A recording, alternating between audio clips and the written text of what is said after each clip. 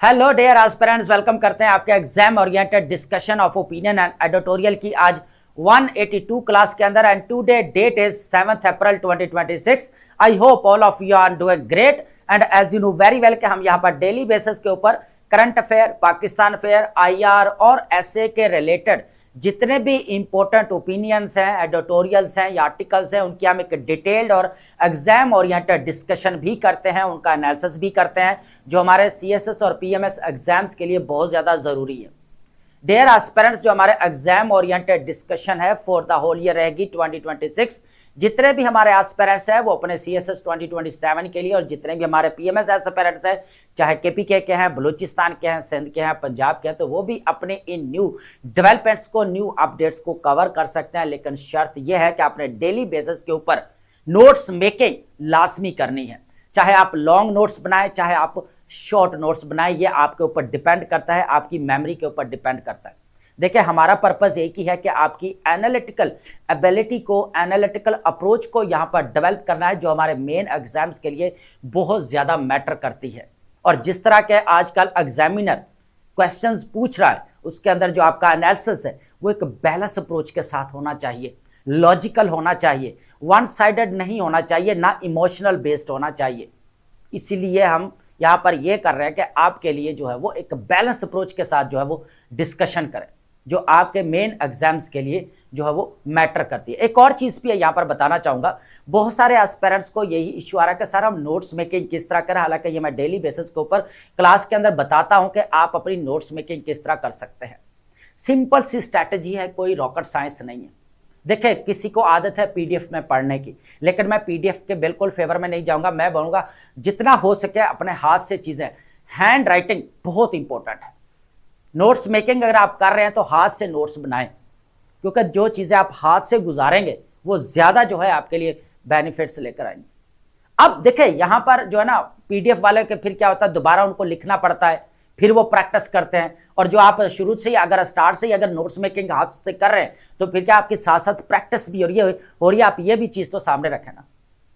और बाकी आपके ऊपर डिपेंड करता है कि लॉन्ग नोट्स बनाते हैं या आप शॉर्ट नोट्स बनाते हैं। अगर हम यहाँ पर सजेस्ट करें तो यहाँ पर आप लॉन्ग नोट्स भी बनाएं और शॉर्ट नोट्स भी बनाएं। शॉर्ट नोट्स बेसिकली हमारे मेन एग्जाम के अंदर जब आता है उस वक्त प्रेशर बहुत ज्यादा था, बर्डन बहुत ज्यादा था हमारे ऊपर। उस वक्त जो है हमें समझ में नहीं आता, उस वक्त हमें यह होता है कि बस जो है ना शॉर्टकट चीजें मिल जाएं, जो हम सिर्फ जस्ट रिवाइज कर लें, पॉइंट्स मिल जाएं, तो वो वहां पर काम आते हैं आपके बुलेट पॉइंट्स जो आपने शॉर्ट नोट्स बेसिकली बनाए हुए होते हैं। तो इसके अलावा जितने भी हमारे एस्पिरेंट्स हैं, बी पॉजिटिव होकर, बी ऑनेस्ट होकर, लाइक, कमेंट एंड शेयर लाजमी किया करें। और अब चलते हैं हमारे लेक्चर की तरफ, लेकिन उससे पहले हम यहां पर डेली बेसिस के ऊपर एक लिटरेरी और फिलोसफिकल स्टेटमेंट को लाजमी डिकोड करते हैं, जो हमारे ऐसे के पेपर के पॉइंट ऑफ व्यू से काफी इंपॉर्टेंट रहती है। चाहे हमारा ऐसे का पेपर सीएसएस का हो, चाहे हमारे पीएमएस का हो, ठीक है, दोनों के लिए इंपॉर्टेंट है। देखिए, एक चीज मैं पहले भी बताता हूं कि बहुत सारी स्ट्रैटेजीज है यहां पर चीजों को डेवलप करने की, लेकिन एक इंपॉर्टेंट जो स्ट्रैटेजी है वो ये है कि आपकी ब्रेनस्टॉर्मिंग और आइडियाज को जो बूस्टअप करने के लिए फिलोसफिकल और लिटरेरी स्टेटमेंट इंपॉर्टेंट है। इससे होता क्या है कि आप चीजों को जो है मुख्तलिफ जो है वो जगहों से पिक करते हैं, आइडियाज पिक करते हैं, मल्टीफेरियस कह लें कि आप चीजें यहां पर पिक करने की कोशिश करते हैं। इससे क्या होता है कि आपका ब्रेन खुलता है, आप ग्राउंड के अंदर अपने दिमाग को फ्री छोड़ देते हैं। इससे क्या होता है कि आप जब चीजों को मल्टीफेरिया के एंगल से जब आप पिक करते हैं, उनको डिस्कस करते हैं, देखिए स्टार्ट में आपको प्रॉब्लम आ सकती है। स्टार्ट में बिल्कुल आपने कंफ्यूज नहीं होना कि सर मुझसे नहीं हो रहा, ऐसा कुछ भी नहीं है जो यहां पर कह लें कि इम्पॉसिबल है। हर चीज आप कर सकते हैं, जस्ट आपने प्रैक्टिस करनी है। Practice makes a man perfect, और यही चीज मैं बार बार बोलता हूं। देखें, फिलोसफिकल और लिटरेरी स्टेटमेंट अगर आप करते हैं तो आपकी ब्रेनस्टॉर्मिंग भी फास्ट होगी। जो आपकी राइटिंग स्पीड अगर स्लो है तो वो राइटिंग स्पीड भी आपकी बढ़ जाएगी यहां पर, और ये बहुत इंपॉर्टेंट है। देखिए, अब होता है क्या कि हम क्या करते हैं, यहां पर बार बार लिखने के ऊपर जोर देते हैं, गलत स्ट्रैटेजी है ये। करना क्या है, देखिए जितनी देर आपका ब्रेन काम फास्ट नहीं करेगा तो आप किस तरह फास्ट लिखेंगे, आप बताएं। जब आपका ब्रेन फास्ट काम करेगा, ब्रेनस्टॉर्मिंग फास्ट हो रही है, आइडियाज जल्दी पिक हो रहे हैं, तो देन आपका क्या होगा, यहां पर राइटिंग स्पीड भी ऑटोमेटिकली जो है यहां पर बढ़ जाएगी। तो ये भी चीज इंपॉर्टेंट है। तो अब हम यहां पर डिस्कस करते हैं अब्राहम लिंकन की जो एक इंपॉर्टेंट स्टेटमेंट है। वो कहते हैं कि nothing valuable can be lost by taking time. कोई भी वैल्यूएबल चीज जो है ना, हासिल करने से पहले वक्त लें, उसके लिए सोचें कि क्या मैं ये काम कर सकता हूं। ये इंपॉर्टेंट चीज है। अब देखें, आप सिविल सर्विस एग्जाम्स की प्रिपरेशन करने स्टार्ट किया, आप ग्रेजुएट हुए, अभी अभी आए हैं यूनिवर्सिटी से, आगे आपने सोचा कि हमने सिविल सर्विस एग्जाम्स की प्रिपरेशन करनी है, मोटिवेशन कहीं से मिल गई है। आजकल जिस तरह का सोशल मीडिया का दौर है, तो कहीं ना कहीं पे मोटिवेशन मिल गया और यहां पर एग्जाम की प्रिपरेशन शुरू कर दी है। सबसे पहले सेल्फ एवेलुएट करें, क्या आप जो प्रिपरेशन करने जा रहे हैं आप उसको लेकर चल सकते हैं। उसकी वजह क्या है, आपको पता है कि सीएसएस और पीएमएस जर्मनी का अनसर्टेनिटी बहुत ज्यादा है। यहां पर बड़े बड़े 30 बार खान रहते हुए भी नजर आते हैं और यहां पर वो भी नजर आते हैं जो यहां पर क्वालिफाई करके बैठे हुए थे। तो अनसर्टेनिटी बहुत ज्यादा है। इसको बैठ के सोचें कि क्या मैं इसके लिए जो है वो प्रेपरेशन करता हूं। इतनी जर्नी है, अनडिसाइडेड जर्नी है, कोई भी इसके अंदर ये नहीं है कि अब ये साल की है 2 साल की है। वो आप फिक्स करते हैं कि मैं 2 साल के लिए ट्राई करूंगा, नेक्स्ट नहीं करूंगा। लेकिन आप जब 2 साल के लिए करते हैं ना, तो थर्ड भी जो है ना, वो कह लें कि आपको एक आदत सी नहीं हो जाती कि नहीं आप थर्ड भी दे ही लेते हैं अटेम्प्ट। अब एक ही तरह इतनी प्रेपरेशन की है, अब लास्ट वाली भी दे ही देते हैं। ये एक माइंड सेट बन जाता है। तो समझाने का मतलब यह था कि अगर आप सिविल सर्विस एग्जाम्स की प्रिपरेशन कर रहे हैं तो प्रैक्टिकल चॉइस के साथ आए, इमोशनल चॉइस के साथ मत आए। इमोशनल चॉइस का मतलब होता है कि हो जाएगा, कर लेंगे, ऊपर वाला खैर करेगा, यह होती है इमोशनल चॉइस। प्रैक्टिकल चॉइस होती है तो भाई काम करना है, मेहनत करनी पड़ेगी, dedication, perseverance, passion, efforts, struggles, हर चीज मैटर करती है और मैंने ये काम करना है, दैट्स इट। ये चीज है, ये होती है प्रैक्टिकल चॉइस के साथ आना। फिर इसके अंदर आपको देखें अपनी सेल्फ एवेल्युएशन क्या करनी है। सबसे पहले देखें आप स्टडी को स्टैमिना, आपका स्टडी स्टैमिना कितना है, स्टडी को कितना टाइम दे सकते हैं। दूसरा ये देखें कि आपकी मेमोरी कितनी अच्छी है, आप राइटिंग स्किल को देखें। फिर कहीं ना कहीं पे फाइनेंशियल बैकअप को भी देखें। अब यहां पर बात करेंगे सर आप ये फाइनेंशियल बैकअप वाली क्या बात करते हैं।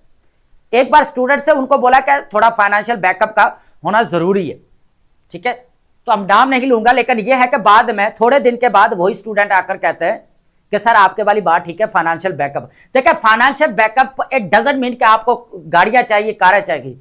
सिर्फ आपको जेब के अंदर इतने पैसे हों कि अभी नोट्स कॉपी करवाने हैं, नोट्स निकलवाने हैं, बुक लेनी है तो अभी जाकर ले जाए, बस इतनी होनी चाहिए। इतने आपके पास बजट होना चाहिए ताकि आप क्या कर सकें, इजीली बुक परचेज कर सकें, खाना खा सकें, अपनी डाइट का भी ख्याल रखें।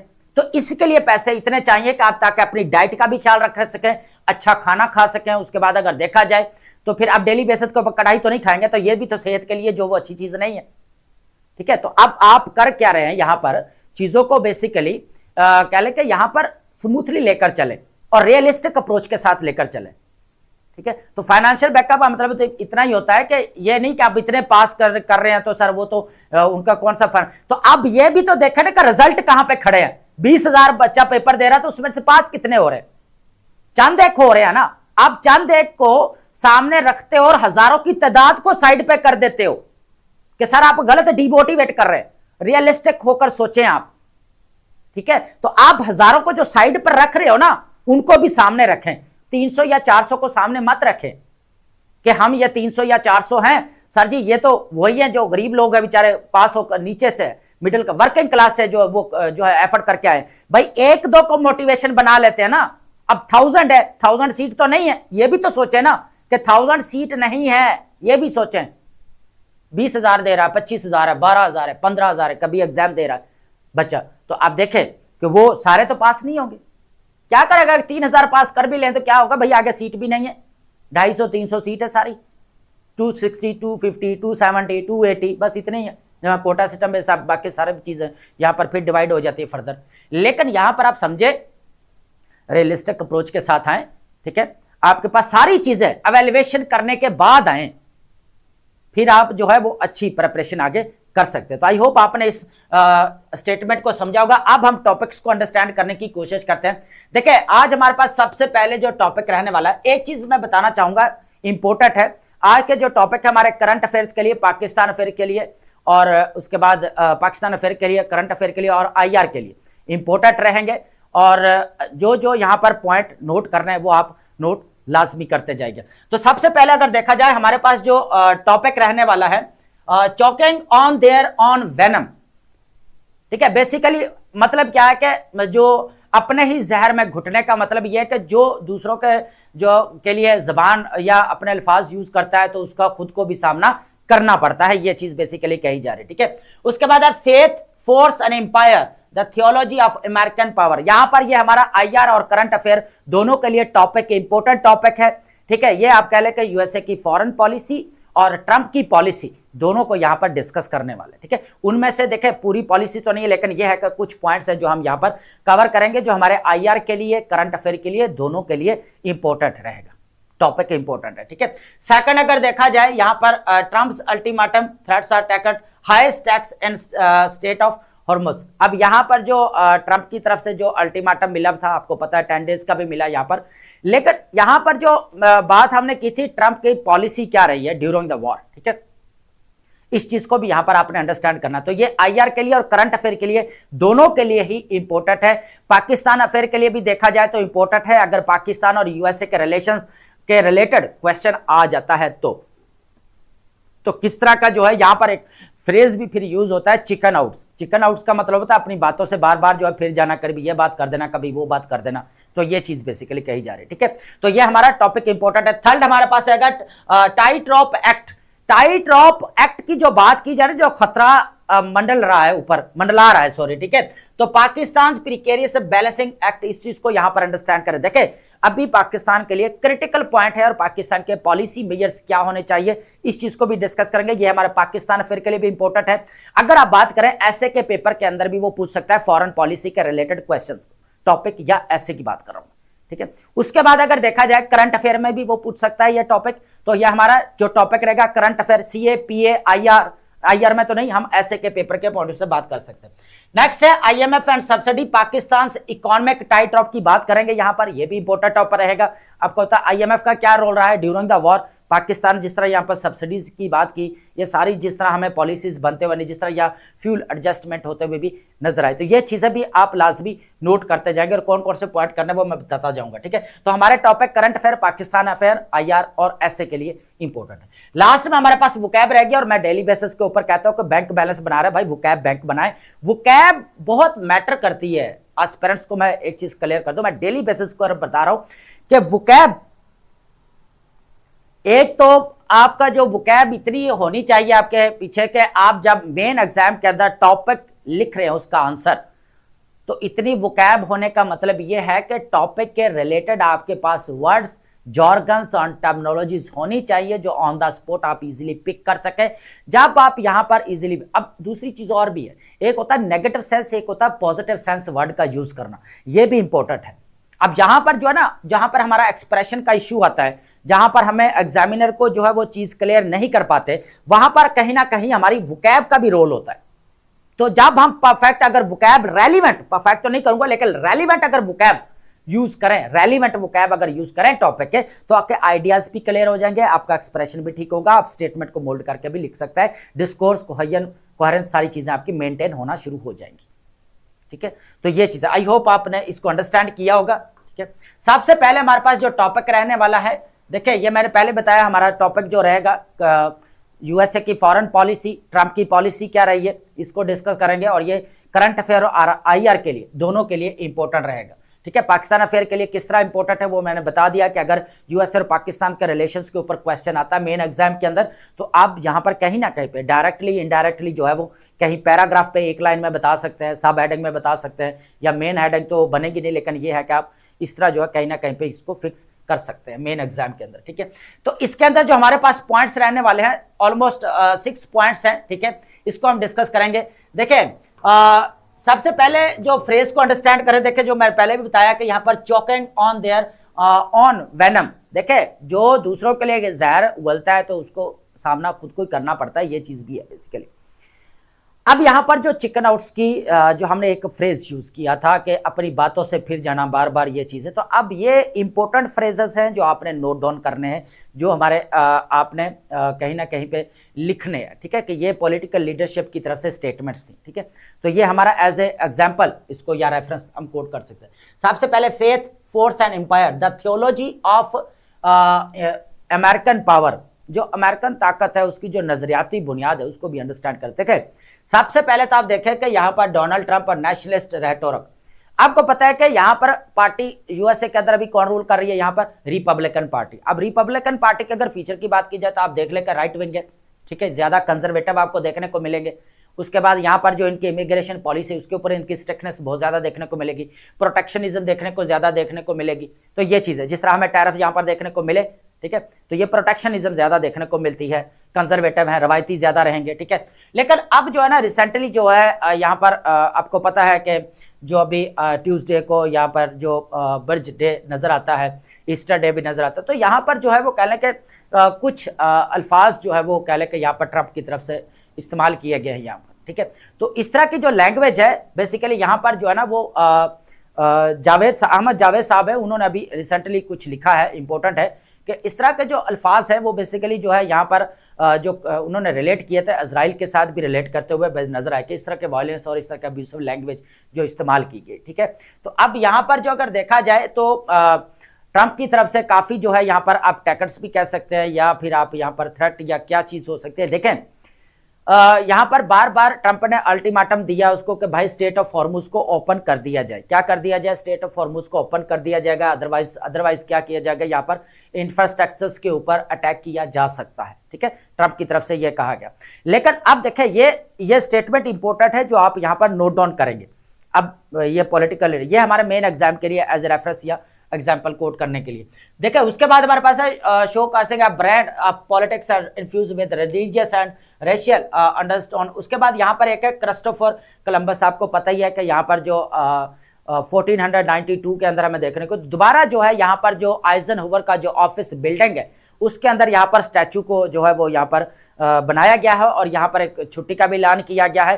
कोलंबस की बात कर रहा हूँ, कोलंबस के, और ये भी कहा गया है कि हम जो कन्वेंशनल है, आपको मैंने पहले कंजर्वेटिव का क्यों कहा था कि रवायती तौर पर जो है वो ज्यादा देखने को मिलते हैं, तो ये चीज भी देखने कहीं ना कहीं रिलीजियस पॉइंट ऑफ व्यू है, रिलीजियस आइडियोलॉजी भी, ये भी चीज है।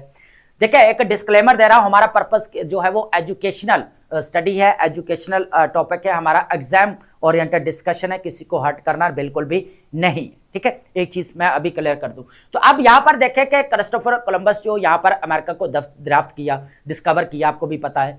अब यहां पर अगर देखा जाए तो इनके एक प्रोफेसीज की बुक है, उसके अंदर इन्होंने कहा था कि जो मेरी जितने भी डिस्कवरीज हैं तो वो आगे अगर यरूशलेम के अंदर कोई जंग वगैरह होती है तो वहां पर जो है उनकी हेल्प करेंगे, उनकी इमदाद करेंगे। तो इस तरह के यहाँ पर इनकी स्टेटमेंट्स देखने को मिलती है, ठीक है। तो ये प्रोफेसी की बात की गई कोलंबस की, तो कोलंबस को अभी जो है यहाँ पर मैंने जिस तरह बनाया तो उसका डे भी मनाया जा रहा है, और यहाँ पर रवायती तौर पर भी ये भी कहा गया है कि अमेरिकन हीरो भी है बेसिकली। ये ट्रंप की तरफ से भी ये चीजें देखने को मिली कहीं ना कहीं पे, अकॉर्डिंग टू इंटरनेशनल मीडिया आप बात कर सकते हैं, अकॉर्डिंग टू एक्सपर्ट बात कर सकते हैं।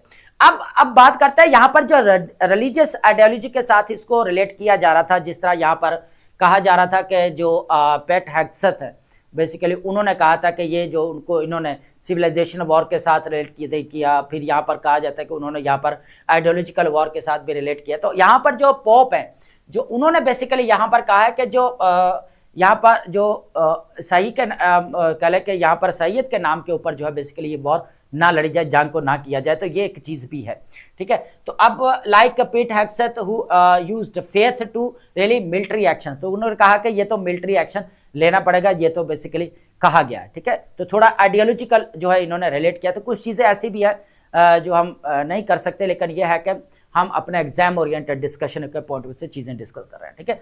तो अब मार्को रूबियो की असल चीज यहां पर देखना यह है कि जो सेक्रेटरी ऑफ स्टेट है मार्को रूबियो, ठीक है, न्यू कॉलोनियलिज्म, यहां पर न्यू कॉलोनियलिज्म अगर देखा जाए तो आप कॉलोनियलिज्म क्या था आपका, कि कॉलोनियलिज्म आपको बाय फिजिकल जाकर जो है क्या करना था, पड़ता था, टेरिटोरियल एनेक्सेशन करनी पड़ती, जैसे आपका ब्रिटिश है सब कॉन्टिनेंट के अंदर, ठीक है, पूरा कंट्रोल हासिल कर लिया, फिजिकल कॉलोनियलिज्म। अब न्यू कॉलोनियलिज्म थोड़ा और है, डिफरेंट पॉइंट ऑफ व्यू रहेगा कि आप फिजिकल नहीं जाते बल्कि socio economic and political influence, आप अपने घर में बैठे हो और दूसरे स्टेट के अंदर आपका रहता है, तो ये चीज भी है। तो अब यहां पर अगर देखा जाए तो एक लेक्चर है, पूरा एनालिसिस है कि म्यूनिख सिक्योरिटी कॉन्फ्रेंस जो हुई है यहाँ पर जर्मनी के अंदर, तो वहां पर जो सेक्रेटरी ऑफ स्टेट है मार्क रूबियो साहब, उनकी जो है यहाँ पर स्टेटमेंट्स है, उनकी जो स्पीच है वो हमने डिस्कस की थी कि जिस तरह उन्होंने कहा था कि जो जितना भी है बेसिकली जो यूरोप है वो सारे जो है वेस्टर्न सिविलाइजेशन है और एक ही सिविलाइजेशन से इनका ताल्लुक है। तो यहाँ पर जो बात हमने कर रहे थे ना, जो कह ले के सॉरी जो यूएसए की फॉरेन पॉलिसी और यहाँ पर जो है वो कह ले के ट्रंप की पॉलिसी, तो सबसे पहले तो आप देखें कि मेक अमेरिका ग्रेट अगेन, तो यहां पर जो बात की गई ना, यहां पर क्रिश्चियन वेस्ट पूरा जो है यहां पर बनाने की बात की यहां पर मार्क रूबियो ने। उसके बाद यहां पर जो मेक अमेरिका ग्रेट अगेन, तो ट्रंप की यहां पर पॉलिसी देखने को मिलती है। उसके बाद नेशनल सिक्योरिटी स्ट्रेटेजी पॉलिसी के यहां पर अमेरिका फर्स्ट, तो ये चीजें भी यहां पर फिर यहां पर 30 एम्बेसडर्स को भी बुलाया गया और ये सारी चीजें हम प्रीवियस अपने लेक्चर्स में डिस्कस कर चुके हैं, ठीक है।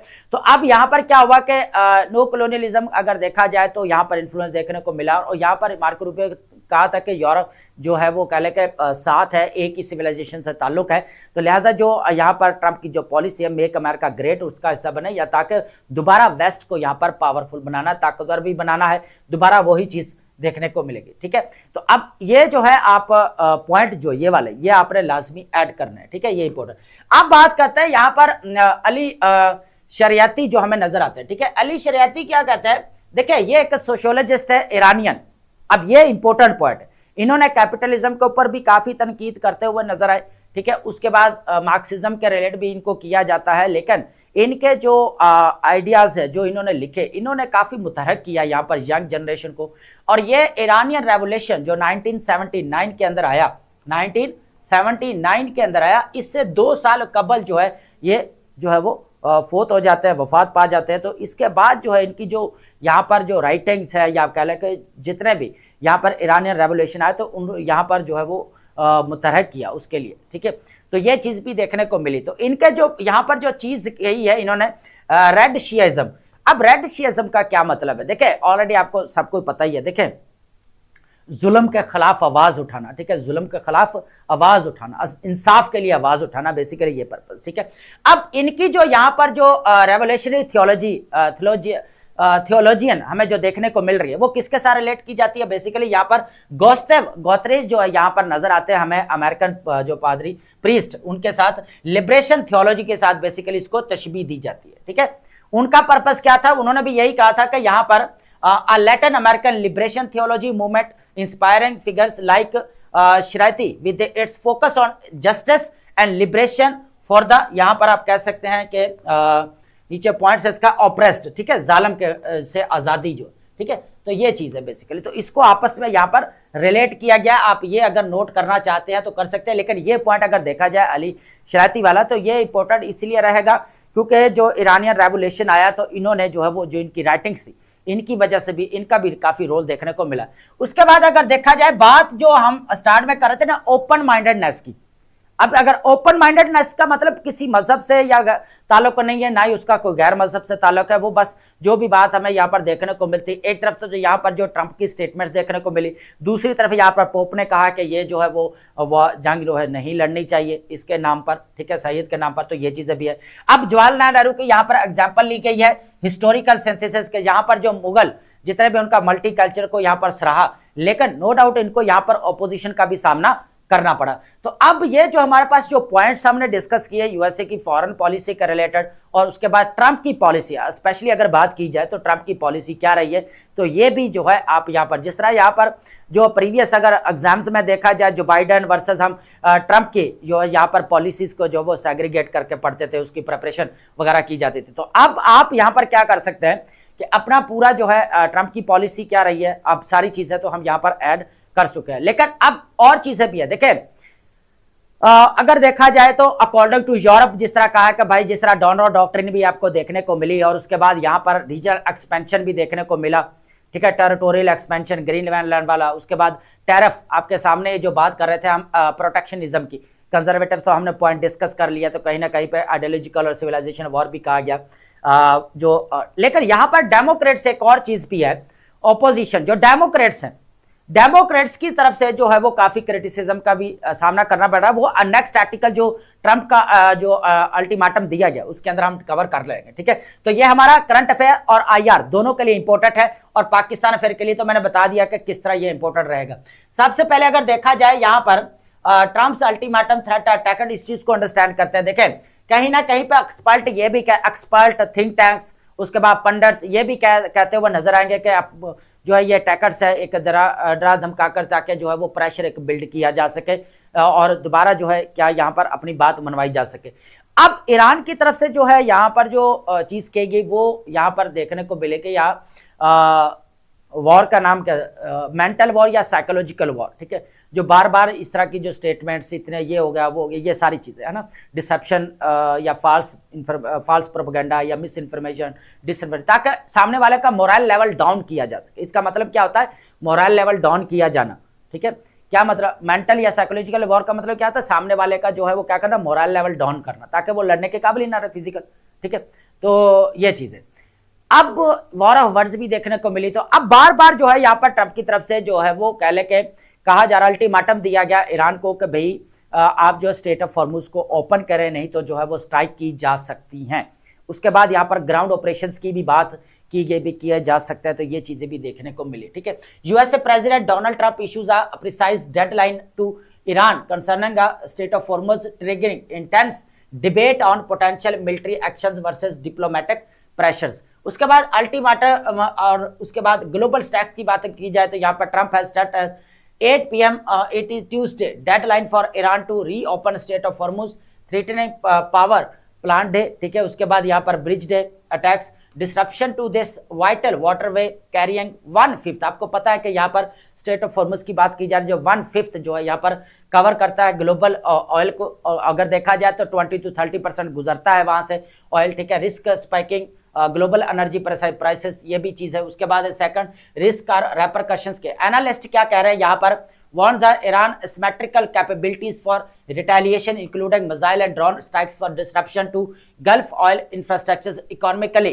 A surge in oil, gas and fertilizer prices could devastate global economies and fueling anti-US sentiment. ये चीज भी हमें देख रहे हो। देखे अब ये चीज हम जो प्रीवियस लेक्चर्स में हमने एक मलिया लोधी साहबा का जो टॉपिक था उनको हमने डिस्कस किया था, एनालाइज किया था, उनके अंदर भी उन्होंने अच्छी बात की कि जहां पर जो ऑब्जेक्टिव्स क्लियर होना वो नजर नहीं आते, एक चीज तो ठीक है। उसका बाद भी जो है इसके जो जिस तरह यहाँ पर यूएसए ने सोचा था कि वेनेजुएला वाला मामला कंट्रोल कर लिया, तो उसको जो है यहाँ पर अंदाजा नहीं था कि ईरान वाले मामले में जो है बेसिकली यहाँ पर वो अपनी जंग इसके साथ छेड़ चुका है।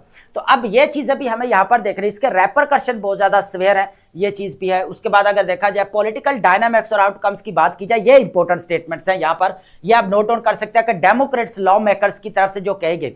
अब लॉ मेकर में सेनेटर जो है यहाँ पर शेड्स, सेनेटर शेड्स जो है यहाँ पर कहते हैं कि यहाँ पर जो इंफ्रास्ट्रक्चर्स के ऊपर और बार बार इस तरह वॉर क्राइम और करना, ये बिल्कुल भी ठीक बात नहीं है, इनकी ये स्टेटमेंट है। तो आप ये ऐड कर सकते हैं। Denounce Trump's threats ineffective and urgent diplomacy, और इन्होंने कहा कि डिप्लोमेटिक रिलेशंस को यहां पर क्या किया जाए, बूस्टअप किया जाए। अब दूसरी तरफ जो है ना डेमोक्रेट्स अगर देखा जाए तो अभी रिसेंटली आपको पता है क्यूबा और अभी ऑयल ब्लॉकेड कर दिया गया यूएसए की तरफ से। ये थोड़ा सा अलग पॉइंट हम ऐड कर लें, ये भी इंपॉर्टेंट है ना साथ साथ। तो अब वहां पर जो डेमोक्रेट्स है वो यहां पर फर्स्ट टाइम जो है उन्होंने विजिट भी किया, ठीक है। वो हमने डिस्कशन ऐड नहीं की, लेकिन ये थे कि उसके अंदर आर्टिकल्स के अंदर था, लेकिन हमने उसको जो है topic as a topic add नहीं किया। तो मैंने बोला जस्ट बता दूंगा वैसे कि क्यूबा के अंदर अभी जो डेमोक्रेट्स की तरफ से 2 यहाँ पर पॉलिटिकल लीडर्स गए हैं वहां पर, ताकि जो ब्लॉकेड वगैरह जो एक कह सिंपैथी आप कह सकते हैं यहाँ पर। तो उल्टा यहाँ पर अगर देखा जाए तो इंटरनली जो है वो डेमोक्रेट्स और रिपब्लिकन्स के दरमियान में टसल भी एक आप देखने को मिल सकती है, ठीक है।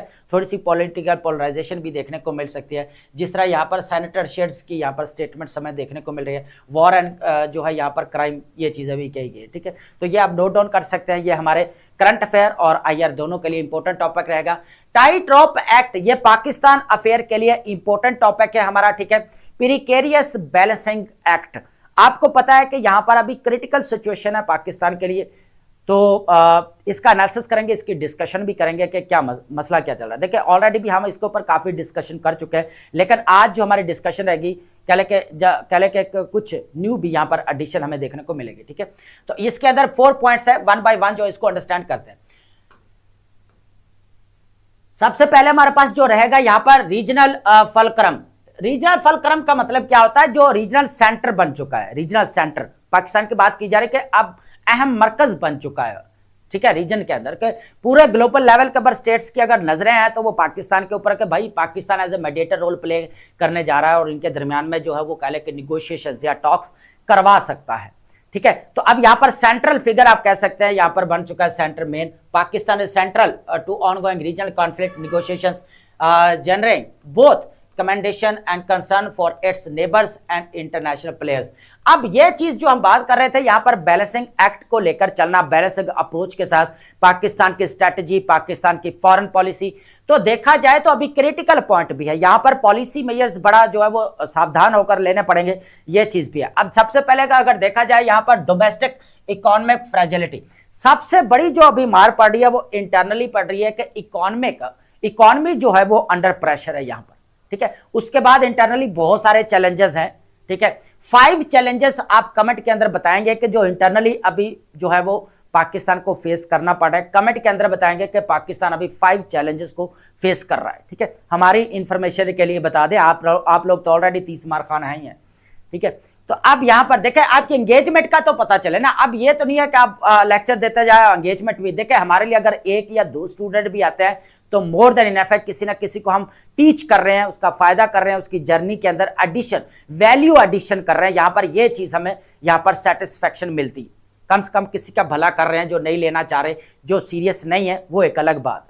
ठीक है, अब ये चीज भी है। सबसे पहले अगर देखा जाए the country faces a precarious economic situation exacerbated by the unpopular government inconsistent policy making. सबसे पहले तो आप देखें कि इसके इश्यूज क्या है, कॉजेस क्या है। सबसे पहले एक ही इशू है यहां पर, अगर 78 ईयर्स की बात करें, इसके लिए कोई एक गवर्नमेंट, कोई भी एक प्रेसिडेंशियल सिस्टम या पार्लियामेंट्री सिस्टम रिस्पॉन्सिबल नहीं है। सब के सब हैं और हम सब उसके अंदर शामिल है। तो पॉलिसी मेकिंग इंपॉर्टेंट चीज है यहां। According to experts, pundits, think tanks, economist एक ही बात करते हुए नजर आएंगे कि पॉलिसी मेकिंग में जो है यहां पर थोड़े से फ्लॉज हैं, उसको ठीक किया जाए, ये चीज है। रिसेंट पेट्रोल जो आपको पता ही है, जिस तरह यहां पर फ्यूल एडजस्टमेंट की गई, 55 रुपीज को भी यहां पर बढ़ाया गया एकदम से। अब और चीजें भी यहां पर आ रही है, लेकिन वो यहां पर जो हम कह लें कि वो ऐड करने वाली तो नहीं है, अगर आप सोच रहे हैं कि ऐड करने, लेकिन जो IMF के साथ उसको रिलेट करके दिया गया वो भी हम देखेंगे। इसका जस्ट हमने ओवरव्यू लिया, बाकी इसका टोटली अगर देखा जाए तो वॉर के रिलेटेड टॉपिक है, तो हमारा ऑलरेडी हमारे डिस्कशन काफी हो चुकी है इसके ऊपर, तो इसके पॉइंट्स हम जस्ट लेने वाले। कॉम्प्लेक्स इंटरनेशनल रिलेशंस, ये चीज इंपॉर्टेंट है समझने वाली। यहां पर बैलेंसिंग एक्ट जहां पर प्रॉब्लम आ रहा है। अब एक तरफ यहां पर पाकिस्तान के रिलेशंस हमें यहां पर USA के साथ भी देखने को मिलते हैं, चाइना के साथ भी देखने को मिलते हैं, और दूसरी तरफ इंपॉर्टेंट जो है यहां पर चीज गल्फ स्टेट्स के साथ और ईरान के साथ। अब 4 साइडेड है, 4 साइडेड आप कह सकते हैं कि अब ईरान के साथ अगर देखा जाए तो इंटरनली जो हमें यहां पर सेक्टेरियनिज्म भी देखने को मिलता है, शिया कम्युनिटी भी है, तो ये भी एक इंटरनली प्रेशर बिल्ड है, ये भी एक चीज है। गल्फ स्टेट्स की तरफ से अगर देखा जाए तो उनके साथ जो है वो बायलैटरल रिलेशंस भी है, लॉन्स भी है, जिस तरह यहां पर 1990s के अंदर जो है वो UAE से लोन लिया गया। जो बात हमने प्रीवियस लेक्चर में जो ले रहा है इशरत हुसैन साहब के जो टॉपिक हमने डिकोड किया था, डिस्कस किया था, सॉरी, हमने उसके अंदर हमने बात की थी कि रीप्रोफाइलिंग एक्सटर्नल लायबिलिटीज। ठीक है, उसका मतलब क्या था? उसका मतलब यह था कि जितना एक्सटर्नल लोन लिया हुआ, जो कर्जे लिए हुए, बेसिकली उनकी डेट को क्या करना, एक्सटेंड करना। ठीक है, उसकी डेट को आगे बढ़ा। लेकिन अब वो जो है कहीं ना कहीं पे नजर नहीं आ रही, क्योंकि गल्फ स्टेट्स ऑलरेडी जो है यहाँ पर अंडर प्रेशर चल रहा है। जिस तरह यहाँ पर जो है अटैक्स इंफ्रास्ट्रक्चर्स के ऊपर देखने को मिले, तो ये सारी चीजें हैं। अब IMF के साथ भी चलना है, USA के साथ, गल्फ स्टेट्स के साथ हो, यहाँ पर ईरान के साथ। यहाँ पर जो missteps in this balance at risk significant economic penalties such as the reported UAE loan repayment भी हमें देखने को मिल रही है, तो ये चीज भी है। हाइटेंड जियोपॉलिटिकल रिस्क, देखें अब कहीं ना कहीं पे जो स्टेट्स है ना, कहीं ना कहीं पे USA भी जिस तरह सोच रहा होगा कि भाई ये तो उसके साथ। अब USA वाला मामला क्या है, इंडिया के साथ जब इनके रिलेशंस हमें देखने को मिले, इंडिया के साथ है ना, जब यहाँ पर डिसरप्ट होते हुए रिलेशन नजर आए टैरिफ्स की वजह से, तो उस वक्त क्या हुआ कि यहाँ पर जो है ट्रंप ने कहा कि भाई ये इंडिया तो यहाँ पर रशिया से भी ऑयल ले रहा है, रशिया से भी ऑयल ले रहा है, यहाँ पर बाकी जो है वो रीजनलाइजेशन की भी बात कर रहा है, मल्टीलेटरल सिस्टम की बात कर रहा है, यहाँ पर डीडोलराइजेशन की बात कर रहा है, चाइना के साथ अपने रिलेशंस को बढ़ा रहा है। तो यूएसए ने क्या किया, यहाँ पर उठाया और टैरिफ लगा दिया, 25% से बढ़ाकर 50% कर दिया। अब यही चीज देख रहे, ये जो है ना अभी क्रिटिकल पॉइंट है यहाँ पर, तो इसको जो है ना सावधानी के साथ लेकर चलना पड़ेगा, ये चीज भी इंपॉर्टेंट है यहाँ पर। तो अभी जो है अगर कह ले कि गल्फ स्टेट्स की तरफ है, जिस तरह ईरान अगर देखा जाए तो अब नेबर कंट्री भी है, और गल्फ स्टेट्स के साथ जो है सऊदी अरेबिया के साथ स्ट्रेटेजिक डिफेंस पैकेट भी है, उधर से जो है यूएई और सऊदी अरेबिया की आपस में नहीं बनती। तो अब यहां पर कहीं ना कहीं पे ये चीज भी देखने को मिल रही है कि हो सकता है, ऐसा पॉसिबिलिटी हो सकती है, लेकिन ये नहीं कि श्योर नहीं है, पॉसिबिलिटी की बात कर रहे हैं, ठीक है। तो एक चीज तो ये है कि जो बैलेंसिंग एक्ट के साथ रहे, कहीं ना कहीं पे गल्फ स्टेट्स भी सोच रहे भाई ईरान के साथ पाकिस्तान क्यों नहीं कंडेम कर, भाई कंडेम कर रहा है यहाँ पर रेजोल्यूशन के अंदर, यूएनओ के अंदर रेजोल्यूशन जो पास की गई, जो एक वन कितने यहाँ पर डिस्कस कर चुके हैं, 132 ऑलमोस्ट कह लें कि 135 लो जो यहाँ पर कंट्रीज की तरफ से जो कंडेमनेशन की जो यहाँ पर रेजोल्यूशन थी, तो पाकिस्तान ने उसको भी सपोर्ट किया था, ठीक है। तो पाकिस्तान हर एंगल से जो है, देखे पाकिस्तान की फॉरेन पॉलिसी का एजेंडा क्या है, यही है कि भाई रीजनल सिक्योरिटी एंड पीस होनी चाहिए, नेबरिंग कंट्रीज के साथ रिलेशंस होने चाहिए, ये इंपॉर्टेंट चीज है। तो इसी चीज को यहाँ पर सामने रखते हुए जो वो स्टेप लेना था। अब जियोपॉलिटिकल आप देख ले कि पाकिस्तान की इकोनॉमी पहले भी अंडर प्रेशर है, तो ये काफी मामला जो है वो जो संगीन है, तो ये चीज भी है। प्रोलॉन्ग्ड रीजनल कॉन्फ्लिक्ट अगर बढ़ता है तो पहले बात economic and geopolitical vulnerabilities, the longer hostilities persist the more challenging it becomes to maintain stability and avoid adverse security from की ग्लोबल अलायंस। तो यहां पर फिर मुश्किल हो जाएगा कि यहां पर कौन से कंट्री के साथ किस तरह जो है ताल्लुक रखना है, जिस तरह अगर ये वॉर यहां पर एस्केलेट होती है तो, ठीक है। अगर नहीं होती तो देन जो है वो Pakistan as a mediator role play अपना कर रहा है, ठीक है, डिप्लोमेटिक रोल। अब बात करते हैं आईएमएफ और सब्सिडी, इसके अंदर जो है 6 पॉइंट्स हमारे पास रहेंगे, और कॉल फॉर टफ रिफॉर्म्स की भी बात करेंगे, सेल्फ इन्फ्लिक्टेड वल्नरेबिलिटीज, जो खुद की वजह से, मिस्टेक्स की वजह से कुछ चीजें हैं। अब इस चीज को यहां पर अंडरस्टैंड करेंगे, इसके अंदर जो 6 पॉइंट है, एक देखा Pakistan economic tight of subsidies, सबसे पहले अगर देखा जाए आईएमएफ है, फिजिकल चैलेंजेस है।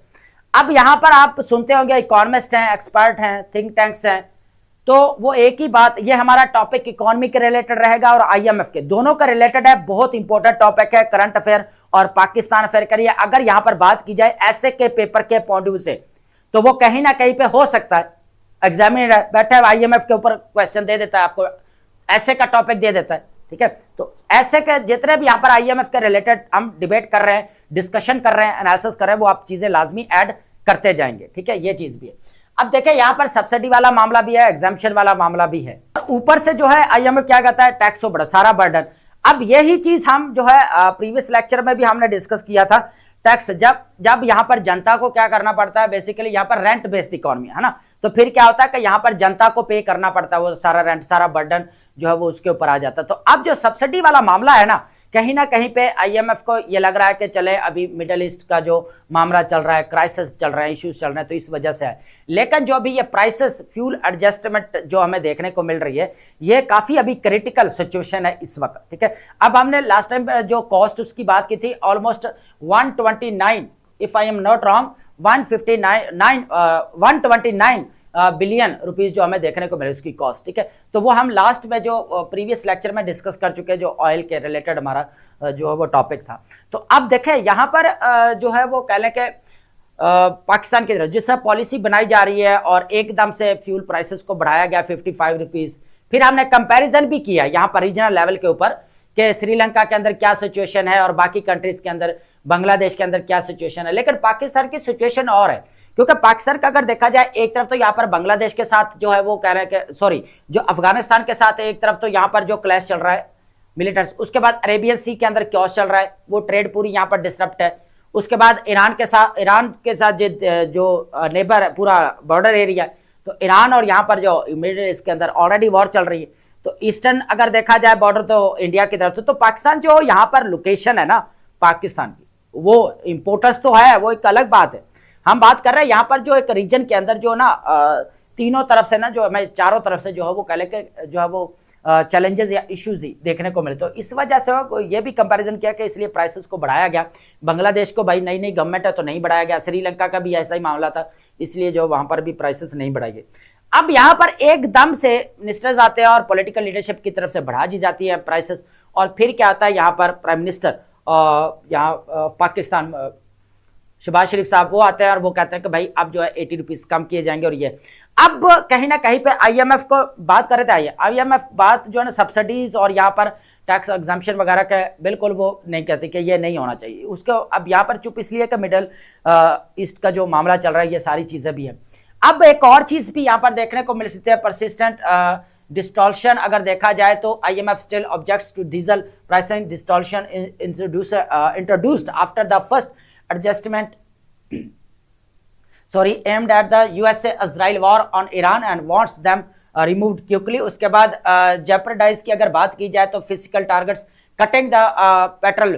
अब पेट्रोल लेवी का मतलब क्या, देखिए लेवी का मतलब आपका होता है कि जो गवर्नमेंट की तरफ से एक्स्ट्रा चार्ज फीस या टैक्स आप कह सकते हैं जो लगाए जाते हैं, ठीक है, तो उसकी मद में जो है वो कह लें कि यहाँ पर रेवेन्यू जो जनरेट होता है, तो ये चीज भी हम कह सकते हैं, ठीक है।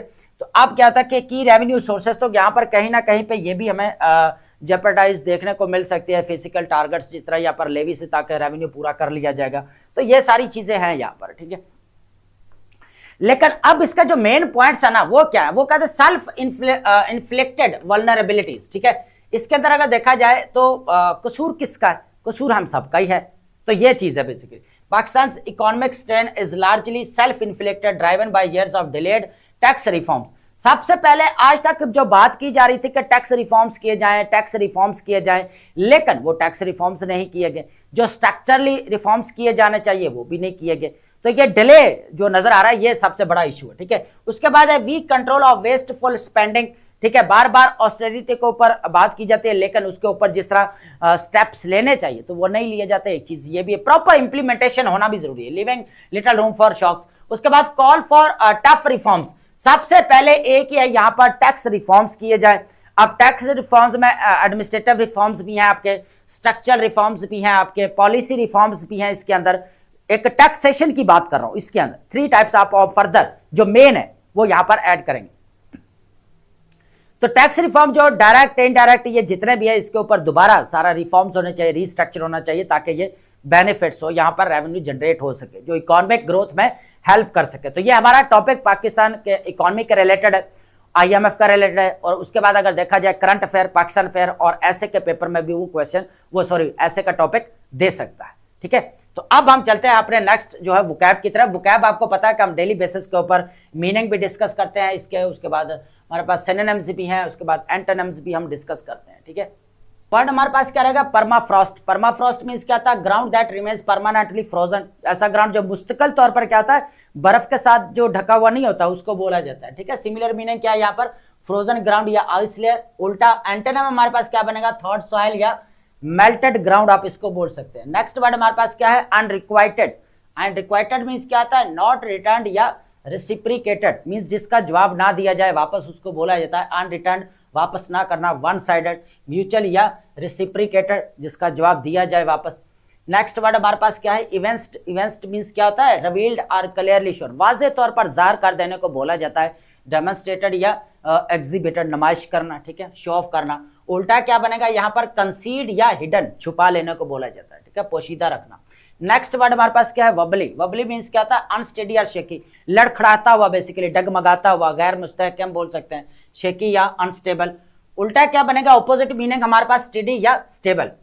नेक्स्ट वर्ड हमारे पास क्या है, रिक्रिमिनेशन, इजी है बिल्कुल, accusation made at return.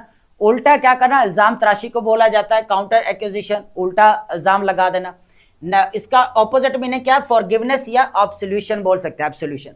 Next word हमारे पास क्या है, एक्सप्लेटिव, बिल्कुल इजी है, स्वेयर वर्ड और इमोशनल आउटबर्स्ट को बोला जाता है, कर्स या स्वेयर वर्ड्स को बोल सकते हैं। उल्टा क्या बनेगा, प्रेज या कॉम्प्लीमेंट देने को, ठीक है। नेक्स्ट वर्ड हमारे पास क्या है, वेहेमेंस मींस क्या होता है, इंटेंसिटी ऑफ फीलिंग, जो जज्बात की शिद्दत होते हैं, इंटेंसिटी जो पैशन होता है उसको बोला जाता है एक्सप्रेशन, इंटेंसिटी या आप पैशन बोल सकते हैं। उल्टा क्या बनेगा, ऑपोजिट मीनिंग हमारे पास कामनेस या माइल्डनेस आप इसको बोल सकते हैं। नेक्स्ट वर्ड हमारे पास क्या है, हेक्टेड। हेक्टेड मीन्स क्या होता है, टॉक्ड टू इन अ बुलियंग और ओवर बेरिंग वे, ठीक है। मीन्स क्या होता है, हद से ज्यादा क्या करना, बेसिकली किसी को तनकीद का निशाने बनाने को बोला जाता है। बुलिड या इंटीमिडेटेड आप इसको बोल सकते हैं। उल्टा क्या बनेगा, इसका ऑपोजिट मीनिंग इनकरेज्ड या सपोर्टेड। सेकंड लास्ट हमारे पास क्या है, अबेटेड मींस क्या होता है, हेल्प्ड और इनकरेज रॉन्ग डूइंग, ठीक है, मदद करना, किसकी हेल्प करने को बोला जाता है। एडेड या असिस्टेड, उल्टा क्या बनेगा, हिंडर्ड या प्रिवेंटेड, रोक देना। नेक्स्ट लास्ट हमारे पास क्या है, फ्रेंटिक, इजी है ऑलरेडी, वाइल्डली एंशियस और अनकंट्रोल्ड, बेकाबू को बोला जाता है। पैनिक्ड हो जाना, एजिटेटेड, या उल्टा क्या बनेगा, ऑपोजिट मीनिंग कामनेस या कंपोज्ड आप कह सकते हैं। तो आई होप आपने लेक्चर अंडरस्टैंड किया होगा and thank you so much.